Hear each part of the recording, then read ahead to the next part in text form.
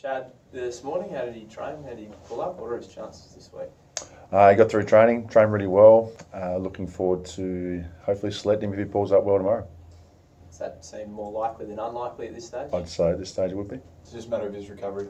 Yeah, I think so. He trained, he's probably the best on track today, the freshest of everyone out there, and looked really good. So, barring any pulling up sore, he'll play. But there is one sore boy. What can you tell us about Carl Amon? Yeah, a little bit disappointing. Carl will be out for the next 4 or 5 weeks, I think. Hurt his patella, so he'll miss some weeks, but give someone else an opportunity. Tumpa's got that last week and did okay, so we look forward to whoever gets that chance taking it. Is that a contact injury for Carl? How does that come about? Yeah, I think so. In the Geelong game, just got knee on knee, and we thought it was bone bruising, but not too bad. So didn't scan it till sort of yesterday. After he withdrew from. I'm not sure when. It might have been. Not sure when it was scanned actually. So you tried to get through and then.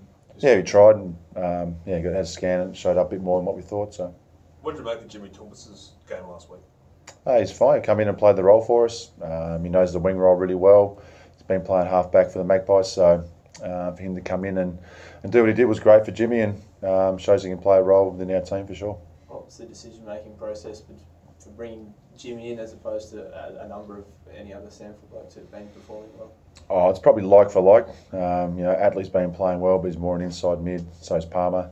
Jimmy's been playing on the outside as a wingman, so as a halfback. So it was an easy choice, we thought. How do you take care of Amon now for, you say, 4 to 5 weeks? What's the process? Is it just sit and heal and you'll be okay, or do you have to? How does he get better?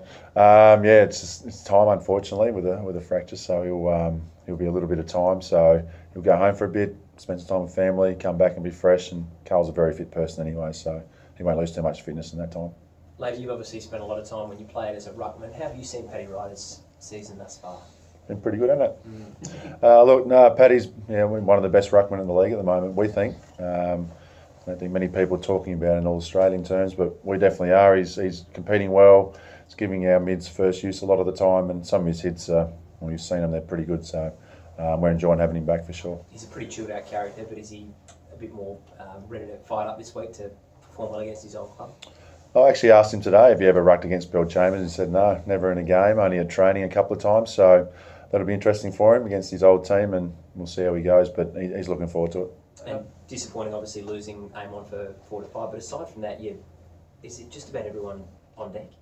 Yeah, if Chad's right this week, everyone else will be on deck, so I think we've got 44 to pick from, which is good. We've had that most of the year, actually, only 1 or 2 injuries, touch wood, and hopefully that keeps going because it makes our Magpies team really strong. How difficult has that made selection meetings? Pretty long, I imagine. Actually pretty short because we've been going so well. So been a few changes, which has been good for us. We only used 28 players this year, so it's been really good. But the guys at SANFL level, they're playing well. Archie was playing well for a period of time and come in and showed he can play. Tumpa's the same last week, so our Magpies form is stacking up in the AFL. Just one more on Paddy Ryder. I know that you haven't been around his career for a long time, but is he in the best physical shape he's been for a while, as far as he thinks? One of the Hawthorn players on the weekend was saying he's bigger and fitter than I've ever seen him in his career. Yeah, I'm not so sure about being bigger, but he's definitely got his leap back and his timing. You'd think he'd lose that after a year out and take a while to get back, but he's got it back really quickly, and it's just great to watch. Great to watch a ruckman like that in full flight, jumping at the ball, hitting the ball anywhere, and we can just tidy up his marking a little bit in the forward line and help me a lot. Are you surprised at how well he's come back from 12 months yet? Yes and no. He was obviously doing stuff away from the club when he was away, but his first couple of sessions of pre-season, he looked sharp and ready to go, and it's just transferred over. And same with Monfries, he's been really good in the SANFL. So, do you think there's any extra nerves for Paddy coming up against the old mob this week?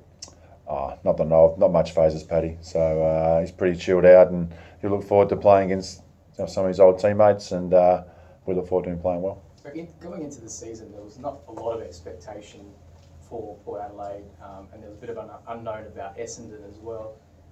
Given the trajectory of both teams, how do you see Essendon this week?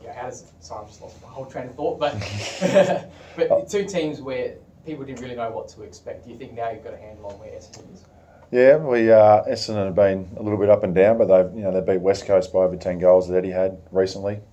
So their good footy is very good. We just don't want them getting in that form when we play them.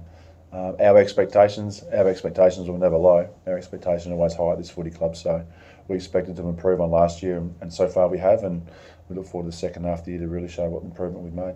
I think John O'Brien said Port Adelaide are the best team in Adelaide.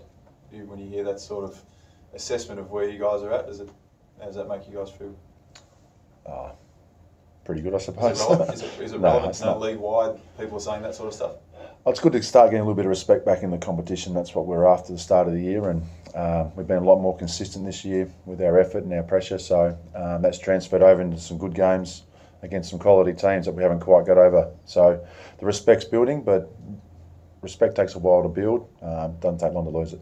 The backline's been pretty, fantastic this season with the Holmes and Jones and stuff like that. Another huge challenge this weekend though with the form that Joe Danaher's in at the moment. Like, do you put just obviously a Holmes or a Jonas on him, or is it a bit of a team effort?